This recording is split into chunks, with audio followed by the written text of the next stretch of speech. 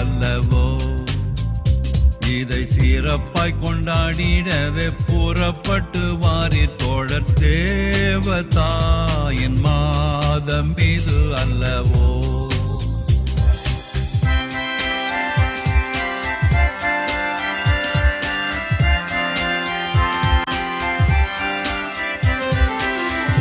உள்ள மானிடர்க்கு தேவதூதன் தந்த அன்னை, புண்ணிய வரங்கள் எல்லாம் கொண்ட அன்னையே. பூவில் உள்ள மானிடர்க்கு தேவதூதன் தந்த அன்னை, புண்ணிய வரங்கள் எல்லாம் கொண்ட அன்னையே. அவளுடன் நாம் எல்லோரும் தேவமரி பாதம் கூடி, அவளுடன் நாம் எல்லோரும் தேவமரி பாதம் கூடி, ஆனந்தம் மிகுந்த பல கீதங்களை பாடுவோமே. தேவதாயின் மாதம் இது அல்லவோ. இதை சிறப்பாய் கொண்டாடிடவே புறப்பட்டு வாரீர் தோழர், தேவதாயின் மாதம் இது அல்லவோ.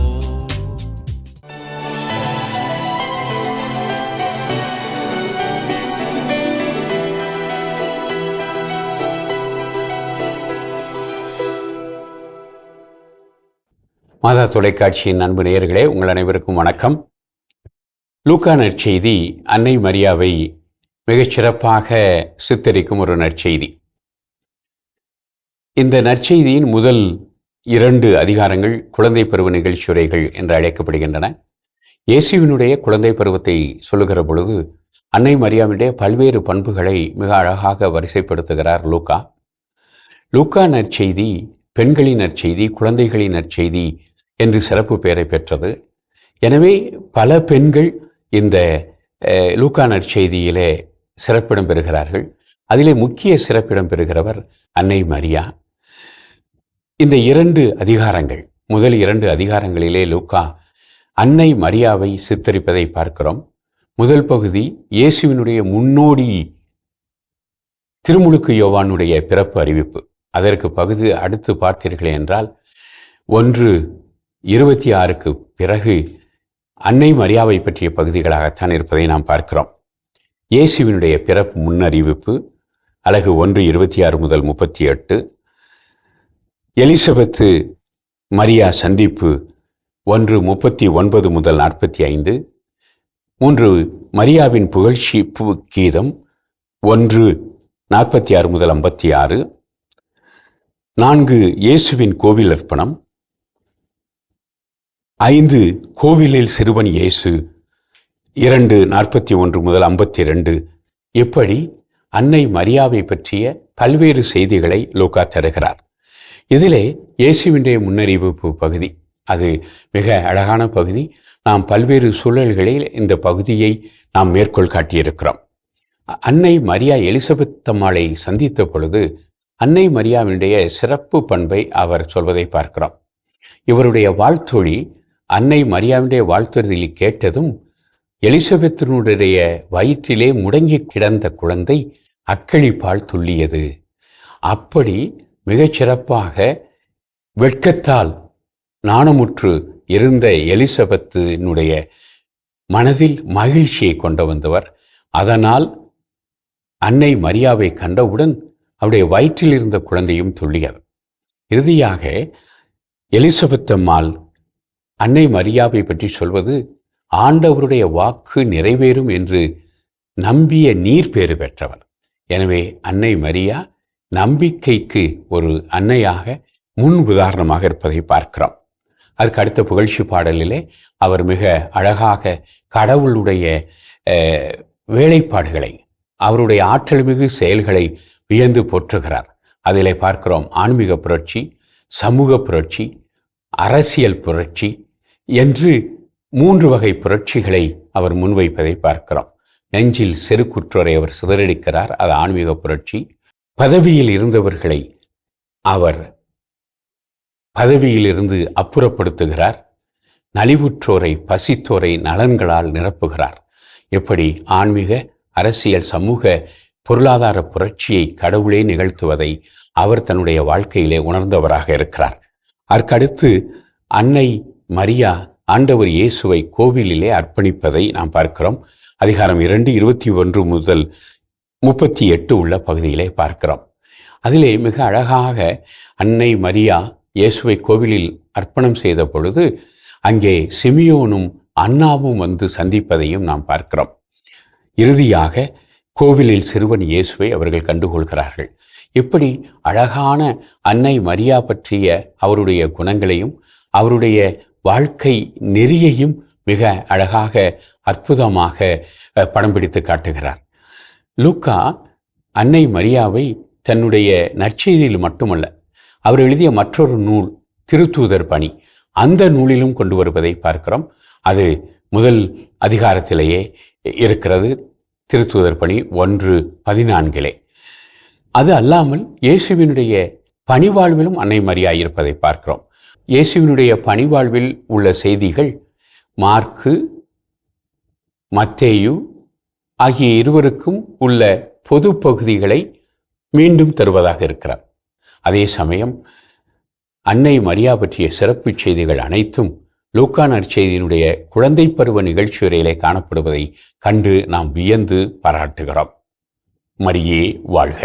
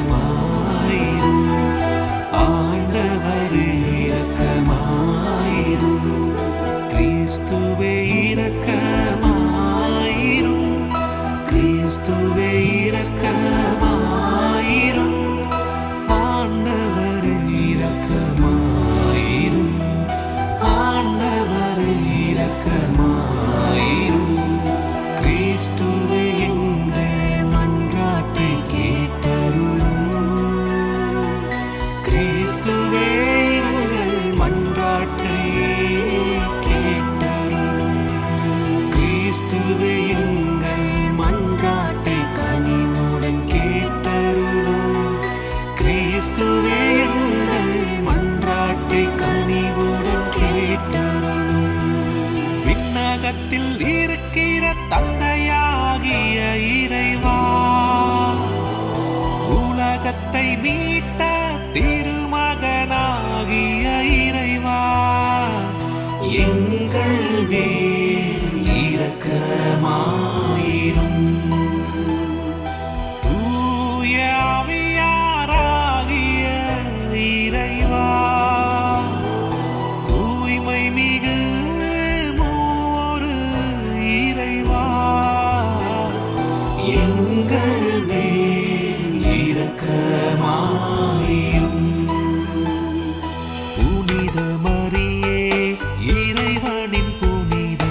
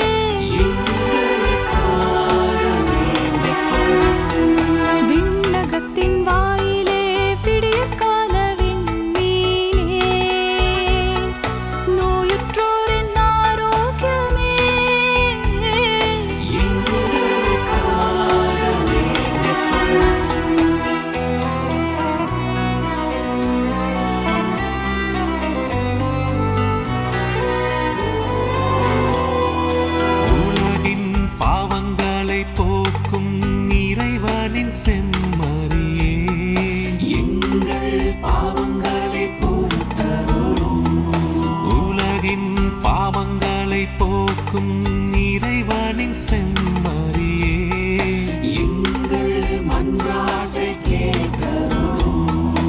உலகின் பாவங்களை போக்கும் இறைவனின் செம்மறியே, எங்கள் மேல் இரக்கமாயிரும்.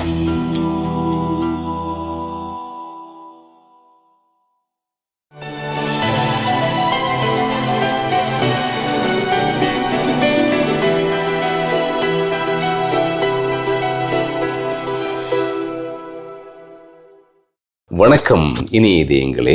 என் வாழ்வில் மரியா என்ற இந்த சிறப்பு பகுதியில் இன்று நாம் சந்திக்க இருப்பது தமிழ்நாடு ஆயர் பேரவையின் சிறைப்பணியின் தமிழ்நாடு ஒருங்கிணைப்பாளரும் சென்னை தியாகராய நகரில் இருக்கிற திருசிலுவை ஆலயத்தின் பங்கு தந்தையுமாக தனது பணியினை செம்மையோடு செய்து கொண்டிருக்கிற அருட்தந்தை கில்பர்ட் ஜோ அவர்களை சந்திக்கின்றோம். வாங்க சந்திக்கலாம். ஃபாதர் வணக்கம். வணக்கம் மிஸ்டர் அலெக்ஸ்.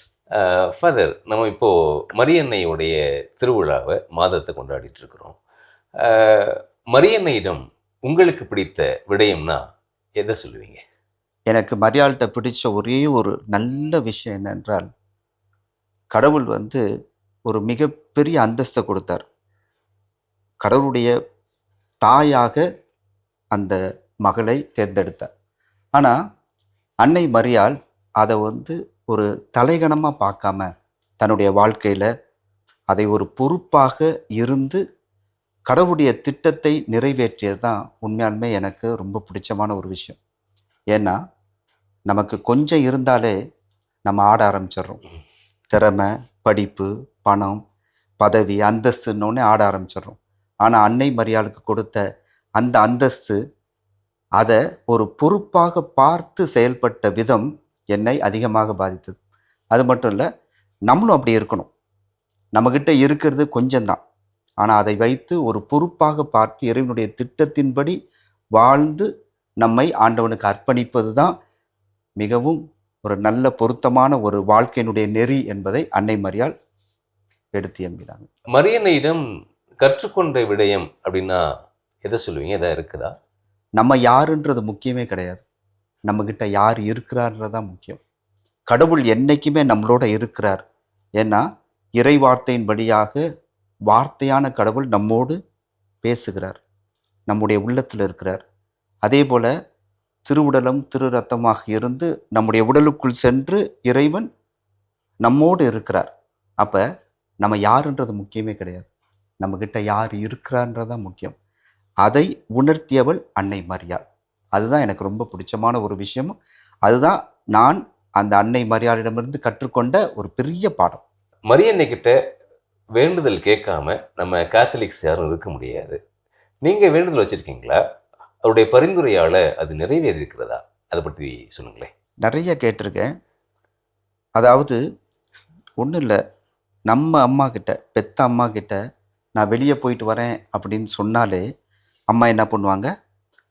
பாதுகாப்பாக போப்பா, பத்திரமா போப்பா, நல்லா சாப்பிடுப்பா, நல்லபடியாக திரும்பி வாப்பா அப்படின்னு சொல்கிறதோடு நின்று விடாமல் என்ன பண்ணுவாங்கன்னா நமக்காக ஜெபிப்பாங்க. நல்லபடியாக போயிட்டு வரணும். எந்த நிகழ்ச்சிக்கு போனாலும் சரி, எந்த இடத்துக்கு போனாலும் சரி, அம்மா கிட்ட சொல்லிட்டு வந்தோம்னா அதுக்குண்டான பலன் பெறுவதற்கு அம்மா என்றைக்குமே நம்மோடு நமக்காக ஜெபம் பண்ணிக்கிட்டே இருப்பாங்க. அதே போல தான் அன்னை மரியாளும். அன்னை மரியாளிடம் சொல்லிட்டு என்ன செய்தாலும் சரி, கண்டிப்பாக நம்முடைய பெற்ற தாயே நமக்காக பரிந்துரை செய்யும் பொழுது, ஆண்டவருடைய தாய், நமக்காக கொடுக்கப்பட்ட தாய் கண்டிப்பாக பரிந்துரை செய்வாங்க. அது மட்டும் இல்லை, பரிந்துரை செய்திருக்கிறாங்க. என்னுடைய வாழ்க்கையில் நிறைய காரியங்கள் நிறைவேறியிருக்கு. நான் எப்போ போனாலும் அம்மா கிட்ட, அம்மா நான் போயிட்டு வரேன் அப்படின்னு சொல்லுவேன். அந்த அளவிற்கு எனக்கும் அன்னை மரியாளுக்கும் உள்ள உறவு ஒரு தாய் பிள்ளையுடைய உறவு போல இருக்கு. ஜெபம் எப்படி இருக்கணும்னு நீங்கள் நினைக்கிறீங்க? இது நல்ல கேள்வி. என்ன தெரியுங்களா, ஜெபம் அப்படின்னு சொன்ன உடனே ஏதோ யாரோ எழுதியதை அட்டையில் பார்த்து ஜெபித்து விட்டு போவது ஜெபம் அல்ல.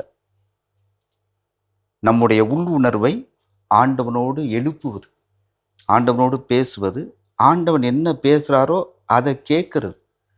வெறும் அட்டையில் பார்த்து மனப்பாடமாக சொல்லுகின்றது ஜெபமே அல்ல.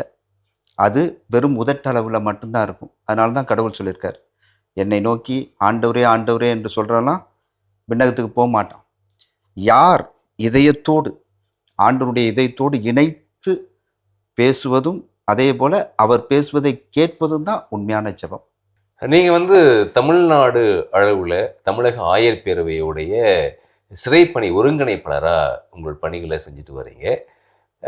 இன்றைய சமூகத்திற்கு சிறைப்பணி ஒருங்கிணைப்பாளராக சொல்ல வேண்டிய செய்தி ஏதேனும் இருக்கிறதா? கண்டிப்பாக இருக்கு. அதாவது மக்கள் நினைக்கலாம், தப்பு பண்ணுறவ தான் கைதியாக மாறி சிறைச்சாலைக்கு போகிறான், அவனுக்கு போய் என்ன பணியை நீங்கள் செய்கிறீங்க அப்படின்னு நிறைய பேர் என்கிட்டையும் கேட்டிருக்காங்க. நானே இந்த பணிக்கு வர்றதற்கு முன்பாக நான் நினைத்திருக்கிறேன்.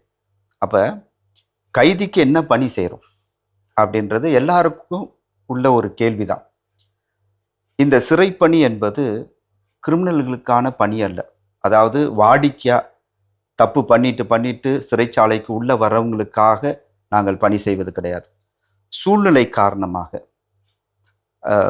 சில நேரம் அவங்களே அறியாமையின் காரணமாக செய்யப்படுகின்ற செயல்பாடு, அது சட்டத்தின் மூலமாக கைதியாக்கப்படுவது, இவர்களுக்கான பணியை தான் நாங்கள் செய்துட்ருக்கோம். அதுவும் குறிப்பாக சிறைப்பணி அப்படின்னு சொன்னால் வெறும் கைதிகளுக்கு மட்டும் நாங்கள் செய்யலை. அந்த கைதிகளாக ஆக்கப்பட்ட பிறகு குடும்பங்கள் அனாதைகளாக விடப்படுது. நாங்கள் இருக்கிறோம், உங்களை சமுதாயத்தில் உங்களை ஏற்றுக்கொள்ளவில்லை என்றாலும் நாங்கள் ஏற்றுக்கொண்டு உங்களுக்காக பணி செய்கிறோம்னு சொல்லிட்டு அந்த குடும்பத்தையும் நாங்கள் பராமரிக்கிறோம். அவர்களுக்கு தேவையான, அதுவும் குறிப்பாக பிள்ளைகள் படிப்பு, அந்த படிப்புக்கு ஏற்ற காரியங்களை செய்கிறோம். அதே மாதிரி குடும்பங்கள் சிதைந்து போயிடக்கூடாதுன்றதுக்காக அவங்களுக்குரிய அந்த ப்ரொவிஷன்ஸ்லாம் கொடுக்குறோம். ஆற்றுப்படுத்துதல் காரியங்களை செய்கிறோம். இப்படியாக நிறைய பணிகளை நாங்கள் செய்துக்கிட்டே இருக்கிறோம். அதனால் சமுதாயத்தில் நான் எல்லாரிடமும் கேட்டுக்கொள்வது என்னவென்றால், அதாவது சிறை கைதி சிறைப்பணி என்பது வெறும் சிறையில் இருக்கின்ற கைதிகளுக்கு மட்டுமல்ல, அவர்களை சார்ந்த குடும்பங்களுக்கும் பிள்ளைகளுக்கு உறவினர்களுக்கு எல்லாருக்குமே இந்த பணியானது செயல்பட்டு கொண்டிருக்கிறது என்பதை நான் தெரிவித்துக் கொள்கிறேன். ரொம்ப நன்றிங்க ஃபாதர். உங்களது பணி சிறக்க மாதா தொலைக்காட்சியின் வாழ்த்துக்கள், ஜெபங்கள். உங்களை சந்தித்ததில் மிக்க மகிழ்ச்சி. எனக்கும் ரொம்ப சந்தோஷம் உங்களை பார்த்ததில். இந்த மாதா டிவியின் மூலமாக மக்களை சென்றடைவது உண்மையிலேயே பெருத்த மகிழ்ச்சி. நன்றி. இனி இதயங்களே, என் வாழ்வில் மரியா என்ற இந்த சிறப்பு பகுதியில் இன்று நாம் சந்தித்தது தமிழ்நாடு ஆயர் பேரவையின் சிறைப்பணியின் தமிழ்நாடு ஒருங்கிணைப்பாளரும் சென்னை தியாகராய நகரில் அமைந்திருக்கிற திருசிலுவை ஆலயத்தின் பங்கு தந்தையுமாக தனது பணியினை நேர்த்தியோடு செய்து கொண்டிருக்கிற அருட்தந்தை கில்பர்ட் ஜோ அவர்களை சந்தித்தோம். அவரது அனுபவங்கள், அவரது கருத்துகள் நமக்கு மிக சிறந்த ஒரு பாடமாக அமையும் என்று நான் நம்புகின்றேன். மீண்டும் நாளை மற்றும் ஒரு மரியன்னை பக்தரை சந்தித்து அவரது அனுபவங்களை நாம் கேட்டு தெரிந்து கொள்வோம். அதுவரை நன்றி, வணக்கம். ஆண்டவர் இயேசுவுக்கே புகழ். மரியே வாழ்க.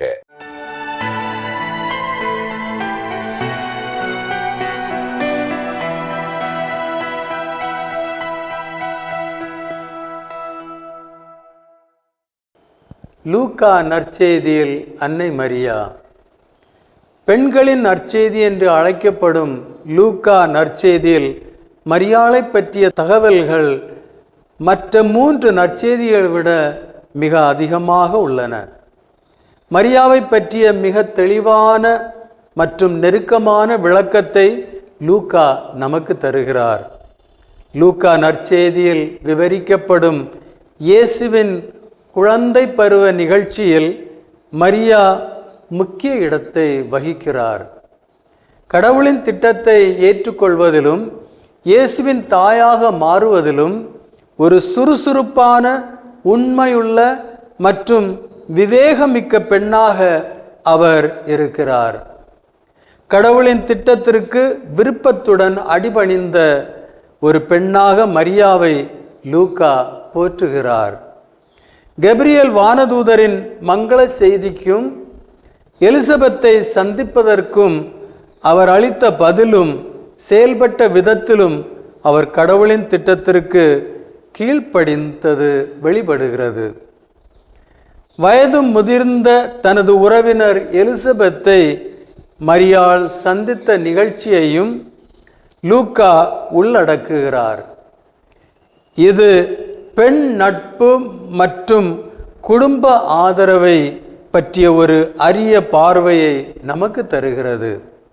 மேலும் மரியாள் கடவுளை போற்றி புகழும் புகழ்வாய்ந்த மரியாவின் புகழ் பாடல் லூக்கா நற்செய்தியில் மட்டுமே இருக்கிறது. சிமியோன் இறைவாக்கு உரைத்தது மற்றும் 12 வயதில் இயேசுவை ஆலயத்தில் இழந்தது ஆகிய நேரங்களிலும் மற்றும் இயேசுவின் பாடுகள் மற்றும் இறப்பின் போதும் மரியா வியாகுலங்களை அனுபவிக்கிறார். மேலும் மரியாள் இவற்றையெல்லாம் தன் இருதயத்தில் வைத்து அவற்றை பற்றி சிந்தித்து பார்த்தாள் என்ற அழகான வசனத்தையும் லூக்கா நமக்கு தருகிறார். இந்த செய்திகளை பதிவு செய்வதன் மூலம் கடவுளின் மீட்பு திட்டத்தில் மரியாளின் முக்கியத்துவத்தை லூக்கா வலியுறுத்துவதை காண முடிகிறது. மரியாள் வெறுமனே குறிப்பிடப்பட்ட வேண்டியவர் மட்டுமல்ல, மாறாக நாம் அனைவரும் அடைய வேண்டிய உறுதியான மற்றும் சுறுசுறுப்பான விசுவாசத்தை நமக்கு எடுத்து காட்டும் ஒரு முன்மாதிரி ஆவார். ஆண்டவர் இயேசுவின் அன்பும் அன்னை மரியாளின் அரவணைப்பும் உங்களோடு என்றும் இருப்பதாக. எல்லாம் வல்ல இறைவன், தந்தை, மகன், தூய ஆவியார் உங்கள் அனைவரையும் ஆசீர்வதிப்பாராக. ஆமேன். மரியே வாழ்க.